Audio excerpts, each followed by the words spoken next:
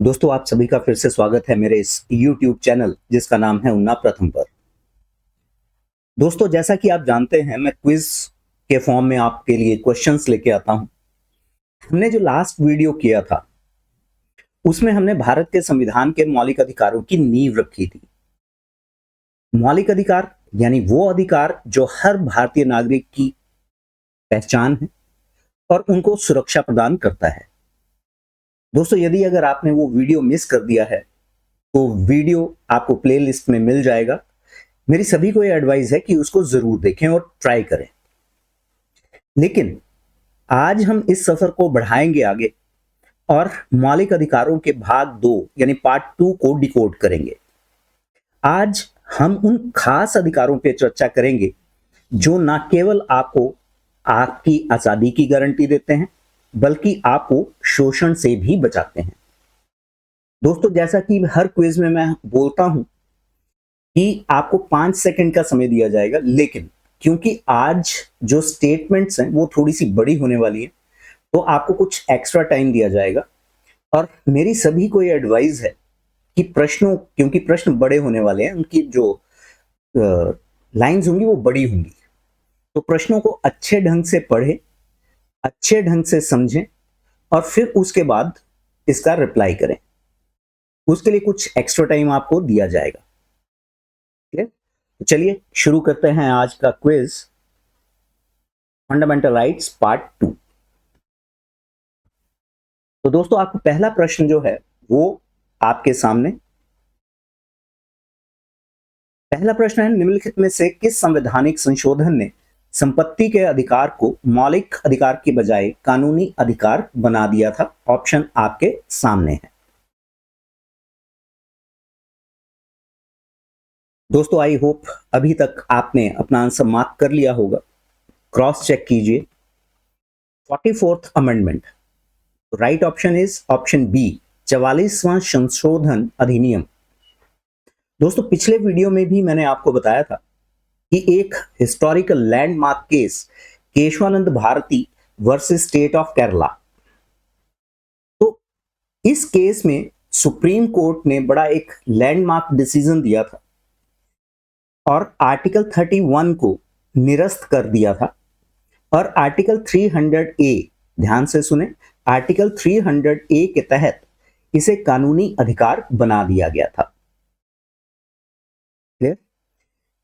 Landmark decision इसलिए कहता हूं क्योंकि जितने भी कानून को जानने वाले हैं उनका यह कहना है कि केशवानंद भारती बेशक केस हार गए थे, लेकिन उन्होंने संविधान को बचा लिया था। क्योंकि यहां पे एक लैंडमार्क डिसीजन जो आया कि वो ये था कि पार्लियामेंट आर्टिकल 368 का प्रयोग करके किसी भी आर्टिकल में संशोधन कर सकते हैं, लेकिन वो प्रियम्बल की जो मूल भावना है उसको चेंज नहीं कर सकते। क्लियर? तो चलिए बढ़ते हैं अगले प्रश्न की ओर। हमारा दूसरा प्रश्न है, एक व्यक्ति को पुलिस द्वारा उसकी गिरफ्तारी के कारणों के बारे में सूचित किए बिना हिरासत में लिया गया है। इस हिरासत को चुनौती देने के लिए निम्नलिखित में से कौन सी रिट सबसे उपयुक्त होगी?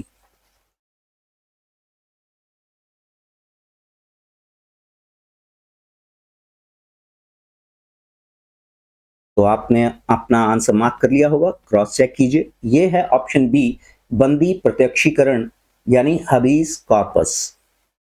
दोस्तों, अगर किसी भी व्यक्ति को गिरफ्तार किया जाता है तो उससे कारण बताया जाएगा, यानी पुलिस उसको गिरफ्तार करने का क्या कारण है वो बताएगी। और यदि किसी भी व्यक्ति को गिरफ्तार किया गया है तो 24 घंटे के अंदर अंदर उसे नजदीकी अदालत में पेश करना होता है। और यदि अगर किसी को अवैध रूप से बंदी बनाया गया है, हिरासत में लिया गया है, तो उस व्यक्ति के पास, उस व्यक्ति के रिश्तेदारों के पास या परिवार वालों के पास आर्टिकल 32 का एक अधिकार है, जिस अधिकार को प्रयोग करके वो हाई कोर्ट या सुप्रीम कोर्ट में जा सकते हैं। तो जैसा मैंने पिछले वीडियो में जो रिट्स पे आधारित था, मैंने बताया था सुप्रीम कोर्ट और हाई कोर्ट दोनों के पास 5 तरह की रिट्स इशू करने का अधिकार है। तो अगर किसी को अवैध कारणों से गिरफ्तार किया गया है तो उसके लिए सबसे बेहतर रिट जो उपयुक्त होगी वो है हबीस कॉर्पस यानी बंदी प्रत्यक्षीकरण। यानी बंदी को, यानी जिसे गिरफ्तार किया गया है, उसे फिजिकली अदालत में पेश करें। तो चलिए बढ़ते हैं अगले प्रश्न की ओर। हमारा तीसरा प्रश्न है, सर्वोच्च न्यायालय द्वारा पुष्टि किए गए अनुसार निजता का अधिकार, राइट टू प्राइवेसी, को संविधान के किस अनुच्छेद के तहत एक मौलिक अधिकार के रूप में मान्यता दी गई है?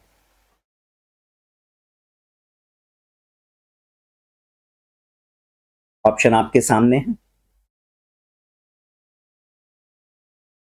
आई होप आपने अभी इसको मार्क कर लिया होगा। तो चलिए देखते हैं राइट आंसर। तो right answer is D, option D, article 21। दोस्तों जैसा कि आप जानते हैं 2012 में आधार स्कीम जो है उसको भारत सरकार ने लागू किया था और यहाँ पे के.एस. पुट्टास्वामी ने एक केस किया था जिसे हम KS. Puttaswamy versus union of India के केस के रूप में हम जानते हैं। और 2017 में 2017 में सुप्रीम कोर्ट ने प्राइवेसी है यानी निजता का जो अधिकार है उसे आर्टिकल 21 के तहत जीवन और व्यक्ति की स्वतंत्रता के अधिकार का आंतरिक हिस्सा माना है। क्योंकि आधार कार्ड में आपकी सारी जानकारी जो है वो गवर्नमेंट के पास होती है और आपकी जो राइट टू प्राइवेसी है उसका हनन किया जा सकता है। क्लियर? तो इसीलिए ये केस किया गया था और सुप्रीम कोर्ट ने इसे आर्टिकल 21 के आंतरिक रूप में घोषित किया। क्लियर? चलिए बढ़ते हैं अगले प्रश्न की ओर।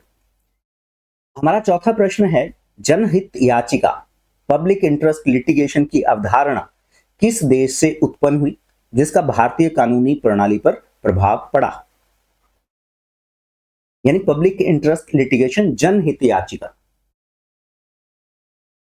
यानी कोई एक ऐसी याचिका दायर की जाएगी जो कि लोगों के हित में हो।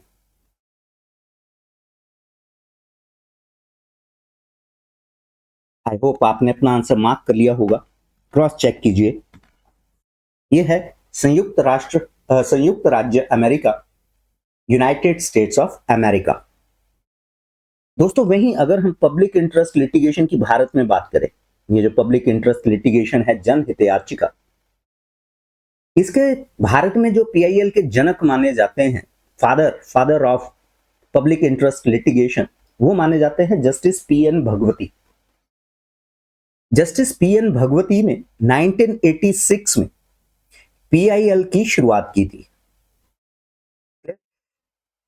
पब्लिक इंटरेस्ट लिटिगेशन यानी अगर संसद कोई भी एक ऐसा कानून बनाती है जो एक आम इंसान के हितों के विरुद्ध है, तो कोई भी व्यक्ति पब्लिक इंटरेस्ट लिटिगेशन जो है वो फाइल कर सकता है। क्लियर है?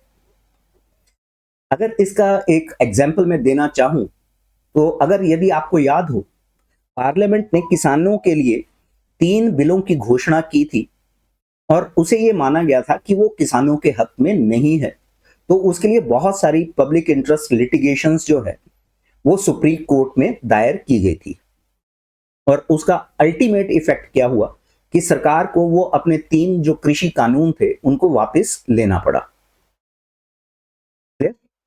तो PN. Bhagwati, father of public interest litigations.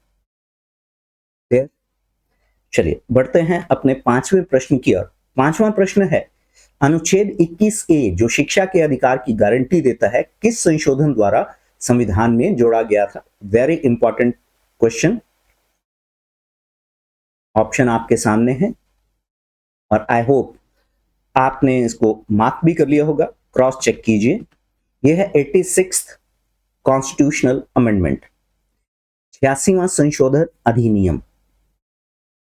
दोस्तों ये जो 86 कॉन्स्टिट्यूशनल अमेंडमेंट की गई थी 2002 में, तो ये भी आपको सप्लीमेंट्री क्वेश्चन के रूप में आ सकता है कि किस वर्ष इसको अमेंड किया गया था, तो 2002 में।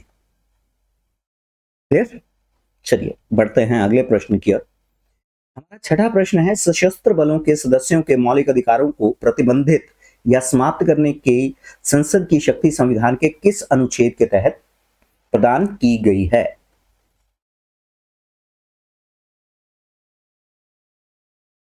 तो आई होप आपने इसको मार्क कर लिया होगा और राइट आंसर जो है वो है आर्टिकल 33। दोस्तों जैसा कि आप जानते हैं, काम करने के लिए जो वर्क आवर्स हैं वो निर्धारित होते हैं और उनसे अगर लोगों से उसके एक्स्ट्रा अगर काम करवाया जाता है वो शोषण माना जाता है। लेकिन सशस्त्र बल जिसमें पुलिस, आर्मी और इंटेलिजेंस एजेंसी शामिल हैं, उनके लिए ये कानून लागू नहीं होता, क्योंकि ये उनके कर्तव्यों का जो निर्वहन है उस पे आधारित होता है और अनुशासन पे आधारित होता है। ठीक? तो पार्लियामेंट, अगर आप देखेंगे पुलिस की अगर नौकरी है या आर्मी की अगर नौकरी है तो वो 24 आवर्स की है, उसमें कोई भी वर्किंग आवर्स नहीं मेंशन होते। क्लियर है? आई होप एक्सप्लेनेशन आपकी समझ में आई होगी।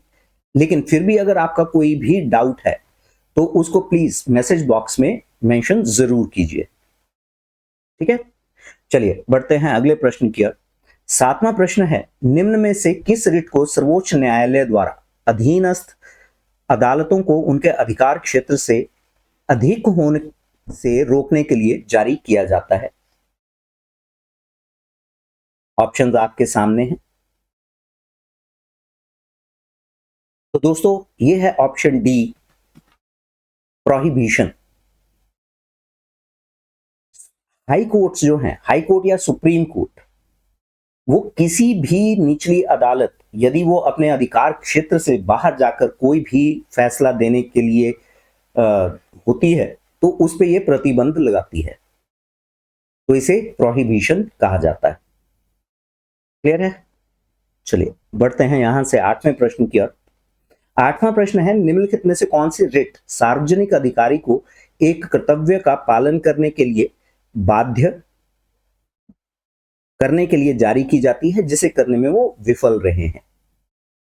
यानी ये एक पब्लिक सर्वेंट के लिए है जो अपना एक फंड, जो उसकी ड्यूटी है उसको निभाने में वो विफल रहा है, चाहे इंटेंशनली चाहे वो अनइंटेंशनली हो। तो दोस्तों इसका राइट आंसर ऑप्शन ए, परमा आदेश। ठीक है, परमादेश, यदि कोई व्यक्ति पब्लिक सर्वेंट वो अपने जो ड्यूटीज हैं उसको निभाने में असफल रहा है तो यहां पे सुप्रीम कोर्ट या हाई कोर्ट उसे आदेश दे सकता है। परमादेश का मतलब होता है हम आदेश देते हैं। क्लियर? तो उसको अपनी ड्यूटीज का निर्वहन करना ही होगा। डन? चलिए, आई होप यहां तक आपने जितने भी प्रश्न किए हुए होंगे वो आपके सभी के सभी ठीक होंगे। बढ़ते हैं अगले प्रश्न की ओर और अगला प्रश्न है, निम्नलिखित में से कौन सी रीट किसी व्यक्ति को एक सार्वजनिक पद धारण करने से रोकने के लिए जारी की जाती है जिसके वह हकदार नहीं है? ठीक है, ऑप्शन आपके सामने है। तो दोस्तों इसका राइट ऑप्शन आप चेक कीजिए क्या आपका ठीक है। तो ये है ऑप्शन ए, अधिकार पृच्छा, क्वो वारंटो।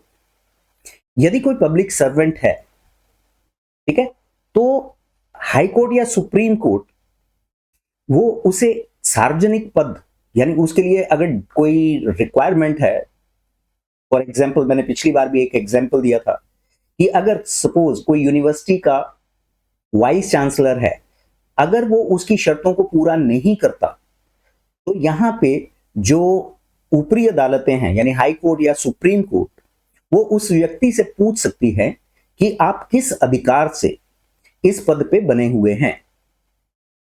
ठीक है, तो उसको टर्म्स एंड कंडीशंस वो पूरी करनी होंगी तभी वो उस पद को ग्रहण कर सकता है। क्लियर है? बढ़ते हैं अगले प्रश्न की ओर। 10वां प्रश्न है, निम्नलिखित में से कौन सी रिट एक उच्च न्यायालय द्वारा निचली अदालत के फैसले को रद्द करने के लिए जारी की जाती है क्योंकि इसमें कानून की त्रुटि है? तो दोस्तों ये है उत्प्रेषण यानी सर्शरारी। यदि कोई निचली अदालत एक ऐसा फैसला दे देती है जो कानून के अनुसार गलत है, तो उच्च न्यायालय जो है वो उसके जो निर्णय दिया गया है उसको रद्द कर सकती है या रद्द कर देती है। क्लियर? यहां से बढ़ते हैं अगले प्रश्न की ओर। 11वां प्रश्न है, निम्नलिखित में से कौन सी रिट केवल न्यायिक या अर्ध न्यायिक निकायों के खिलाफ ही जारी की जा सकती है? ऑप्शंस आपके सामने हैं। तो दोस्तों अगर आप ध्यान से देखें, ये केवल न्यायिक यानी अदालतों में, जुडिशियल उसमें, और जो ट्रिब्यूनल्स होते हैं उनके खिलाफ ही जारी की जा सकती है। ये किसी पर्टिकुलर इंसान के खिलाफ जारी नहीं हो सकती। तो इसका राइट आंसर ऑप्शन डी। ठीक है? प्रतिषेध यानी प्रोहिबिशन और सर्शरारी यानी उत्प्रेषण। चलिए बढ़ते हैं अगले प्रश्न की ओर। 12वां प्रश्न है, निम्नलिखित में कौन सा अनुच्छेद अल्पसंख्यकों के हितों के संरक्षण का प्रावधान करता है? ऑप्शन आपके सामने है। आई होप आपने राइट आंसर मार्क कर लिया होगा, तो क्रॉस चेक कीजिए। तो दोस्तों यह है आर्टिकल 29। आर्टिकल 29 जो माइनॉरिटीज हैं उनको उनकी लिपि, भाषा और संस्कृति को बनाए रखने का अधिकार देती है। क्लियर है? दोबारा सुन लीजिए। आर्टिकल 29 उन्हें उनकी लिपि, भाषा और संस्कृति को बनाए रखने का अधिकार देता है ये आर्टिकल। चलिए बढ़ते हैं अगले प्रश्न की ओर। 13वां प्रश्न है, उचित वर्गीकरण का सिद्धांत डॉक्ट्राइन ऑफ रीजनेबल क्लासिफिकेशन निम्न में से किस मौलिक अधिकार का एक परीक्षण है?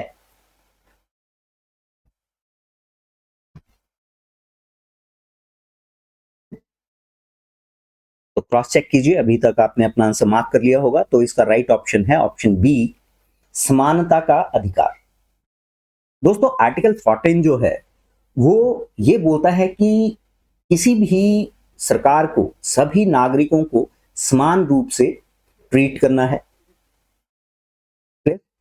तो ये जो हमने प्रावधान लिया है ये ब्रिटिश कॉन्स्टिट्यूशन से लिया है, जो कि रिटन में नहीं है, लेकिन साथ ही अमेरिकन कॉन्स्टिट्यूशन से भी हमने एक इसी आर्टिकल 14 में एक डेफिनेशन डिफाइन किया है कि सरकार को लोगों के अलग अलग समूहों यानी अलग अलग ग्रुप्स जो हैं उसके साथ अलग अलग व्यवहार करने की अनुमति मिल जाती है। फॉर एग्जाम्पल, किसी भी राज्य में एससीज, एसटीज या ओबीसीज होंगे तो उनके लिए सरकार अलग तरह से व्यवहार करती है, यानी उनके लिए आरक्षण की व्यवस्था करती है।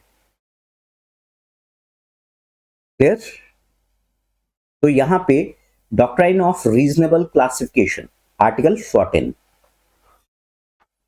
बढ़ते हैं अगले प्रश्न की ओर। 14वां प्रश्न है, सर्वोच्च न्यायालय ने किस मामले में यह फैसला सुनाया कि आजीविका का अधिकार अनुच्छेद 21 के तहत जीवन के अधिकार का एक अभिन्न अंग है? ऑप्शन आपके सामने है।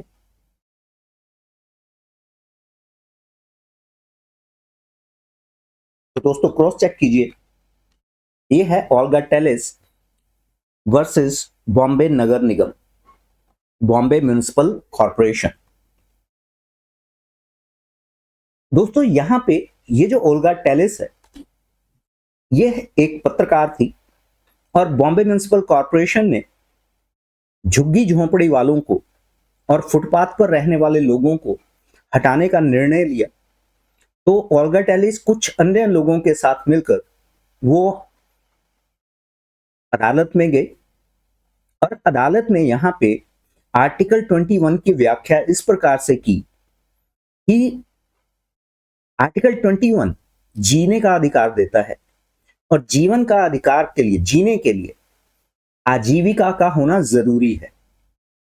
तो ये बड़ी एक लैंडमार्क कहेंगे डिसीजन आया था, जहां पे अदालत ने, सुप्रीम कोर्ट ने आर्टिकल 21 की एक नए तरह से व्याख्या की और यहां पे उन्होंने फैसला सुनाया कि सरकार लोगों को तब तक नहीं हटा सकती जब तक उनके लिए आवास और आजीविका का व्यापक व्यवस्था नहीं कर देती। ठीक है, तो तब तक उनको हटाया नहीं जा सकता।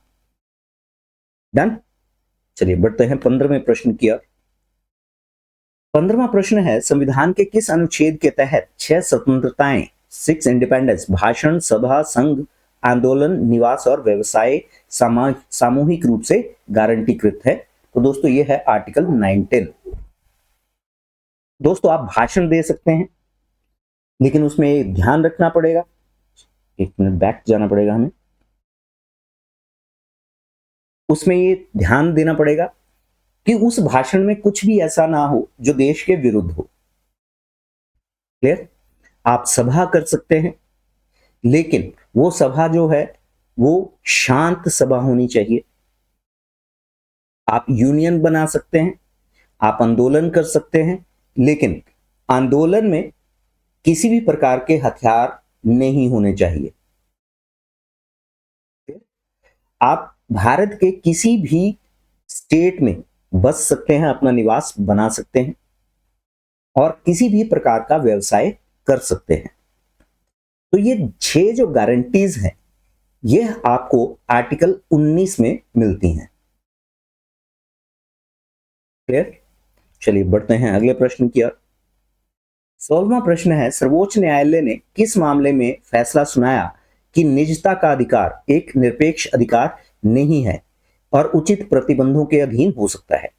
यानी जो राइट टू प्राइवेसी है वो फुल फ्लैज एक अधिकार नहीं है और इस पे कुछ प्रतिबंध लगाए जा सकते हैं। तो दोस्तों थोड़ी देर पहले हमने एक केस की बात करी थी, K S. Puttaswamy versus union of India. Clear? तो यहां पे इन्होंने बोला कि right to privacy of course एक राइट है, मौलिक अधिकार है, लेकिन इस पे आप कुछ प्रतिबंध लगा सकते हैं। क्लियर? 17वें प्रश्न की ओर बढ़ते हुए, भारत में सर्वोच्च न्यायालय द्वारा मौलिक अधिकारों की छूट का सिद्धांत doctrine of waiver of fundamental rights को खारिज कर दिया गया है। इसका मतलब है कि, ऑप्शन आपके सामने है दोस्तों, प्रश्न को अच्छे ढंग से पढ़िएगा।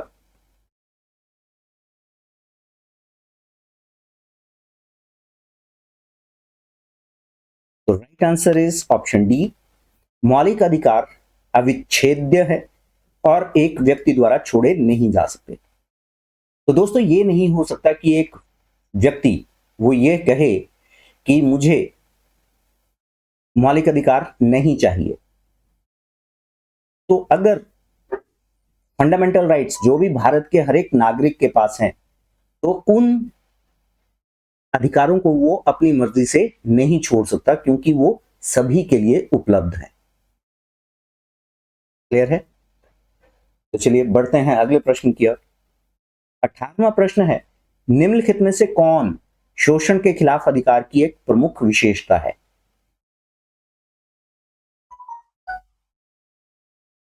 तो दोस्तों ऑप्शन आपने मार्क कर लिया होगा, क्रॉस चेक कीजिए। यह है जबरन श्रम और मानव तस्करी को रोकना। दोस्तों आप किसी से भी जबरदस्ती काम नहीं करवा सकते और ह्यूमन ट्रैफिकिंग तो बिल्कुल ही नहीं कर सकते। क्लियर? चलिए बढ़ते हैं पेनल्टीमेट क्वेश्चन की ओर।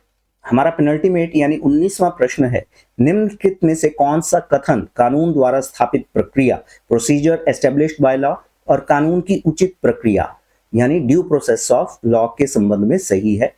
तो दोस्तों ये केस है Maneka Gandhi Maneka Gandhi versus union of India case. दोस्तों ये केस हुआ था 1977 में, जब मेनका गांधी का पासपोर्ट जो है उसको जब्त कर लिया गया था।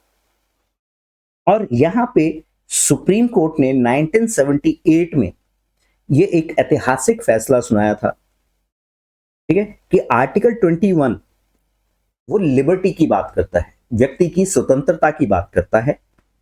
और यहां पे जो ड्यू प्रोसेस ऑफ लॉ है, इसका मतलब ये है कि पार्लियामेंट द्वारा बनाए गए कानून वो फंडामेंटल राइट्स की को वायलेट नहीं कर सकते।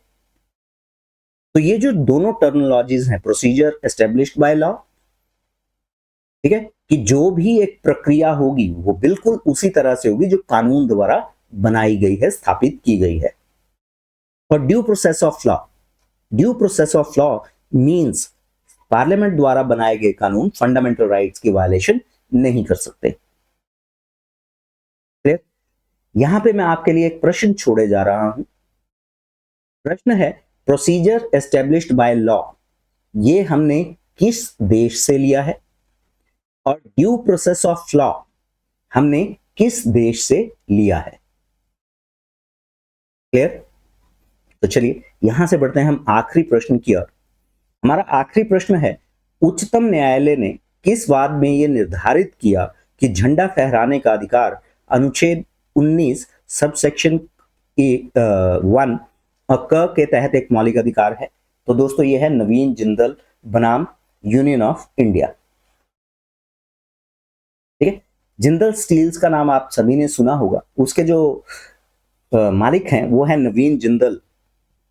तो उन्होंने रायगढ़ फैक्ट्री में उन्होंने झंडा फहराया और उस पे गवर्नमेंट ने ऑब्जेक्शन की। तो यहां पे नवीन जिंदल जो है वो सुप्रीम कोर्ट में गए और सुप्रीम कोर्ट ने आर्टिकल 51A का हवाला देते हुए कहा, आर्टिकल 51A जो कि फंडामेंटल ड्यूटीज के साथ संबंधित है। उन्होंने कहा कि जो देश का नागरिक है उसे अपना जो राष्ट्रीय ध्वज है पूरे सम्मान के साथ उसको निभाना चाहिए, ये उसकी फंडामेंटल ड्यूटी है। और यहां पे भी ये भी कहा कि राष्ट्रीय ध्वज को सम्मान के साथ फहराना आर्टिकल 19 सबसेक्शन 1 और A के तहत अभिव्यक्ति की एक पहलू है, यानी वन साइड। यानी वर्तमान में कोई अगर व्यक्ति अपनी देशभक्ति को दिखाने के लिए वो झंडा फहराना चाहता है, तो वो पूरे सम्मान के साथ, राष्ट्रीय ध्वज के पूरे सम्मान के साथ वो उसे फहरा सकता है। क्लियर? तो दोस्तों यहां पे हमारा क्विज खत्म होता है। आई होप आपके सारे प्रश्न ठीक हुए होंगे। तो जितने भी प्रश्न आपके ठीक हुए हैं आप उसको मैसेज बॉक्स में जरूर डालें, ताकि मुझे एक आइडिया हो सके कि आप में कितनी प्रोग्रेस हो रही है। क्लियर? तो यहाँ का वीडियो हम यहीं समाप्त करते हैं। यदि आपको ये वीडियो अच्छा लगा हो तो लाइक का बटन दबाएं, ज्यादा से ज्यादा दोस्तों के साथ शेयर कीजिए। और अगर आपका कोई भी ऐसा डाउट है तो उसको आप मैसेज बॉक्स में जरूर डालें। यदि आप चाहते हैं कि किसी भी पर्टिकुलर टॉपिक पे मैं वीडियो बनाऊं, जैसा कि एक मैसेज मुझे आ चुका है कि टीजीटी, क्योंकि HPRCA जो है वो HP टेट और कमीशन का टेस्ट कंडक्ट करेगी, तो अब जो मैं सीरीज शुरू करने जा रहा हूं वो हिमाचल पे ही आधारित होगी। तो मेरी आप सभी को ये एडवाइस है जो कि टेट और टीजीटी की तैयारी कर रहे हैं। तो जैसे मैंने पिछले वीडियोस में बताया भी है कि इस बार हम टेट सिर्फ आर्ट्स के लिए हम कोचिंग शुरू करने जा रहे हैं। नॉन मेडिकल और मेडिकल का फिलहाल हम नहीं करेंगे, तो आर्ट्स के लिए हम शुरू करने जा रहे हैं। तो अगर आपका कोई भी क्वेरी है, आपके परिवार में आपका भाई, आपकी बहन या आप खुद टेट या टीजीटी की तैयारी कर रहे हैं, तो मोबाइल नंबर मैंने दे रखा है, तो आप उस पर कांटेक्ट कर सकते हैं। तो चलिए आज का वीडियो हम यहीं समाप्त करते हैं। Thank you very much.